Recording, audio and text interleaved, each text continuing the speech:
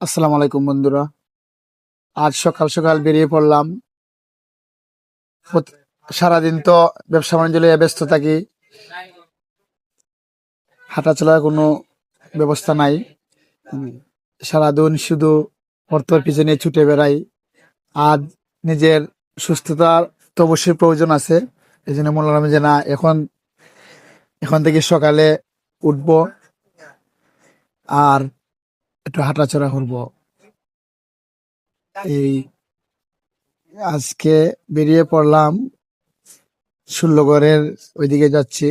উম, তো মনে মনে স্থির করছি যে আজকে 1 ঘন্টার মতো হাঁটবো। আসলে এই আমরা যারা বাংলাদেশে থাকি, মানে আমাদের ধৈর্যটা একটু কম।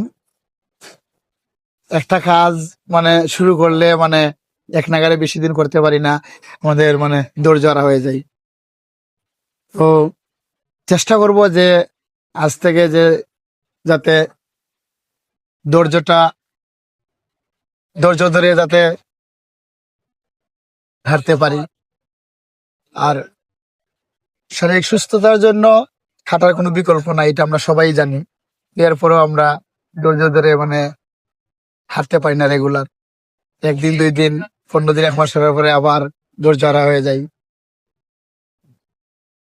না, আমরা সবাই বুঝি, কিন্তু বাস্তবে গিয়ে সম্ভাবনা কাজ না। এখন হাঁটতে হাঁটতে আসলাম, মনে হয় যে অক্সিজেন জিম সেন্টারে একটু ভিতরে এক্সারসাইজ করব। আজকে আসছি অনেক দিনে, এরপরে এরপরেও মনে করলাম যে একটু এক্সারসাইজ করে যাই।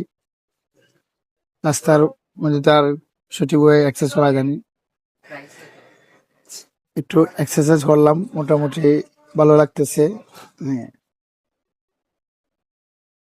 তো আপনারা সবাই ভালো থাকেন। আর আপনারও সুস্থতার তো অবশ্যই সবার দরকার আছে, অর্থের যেভাবে দরকার আছে সুস্থতারও দরকার আছে।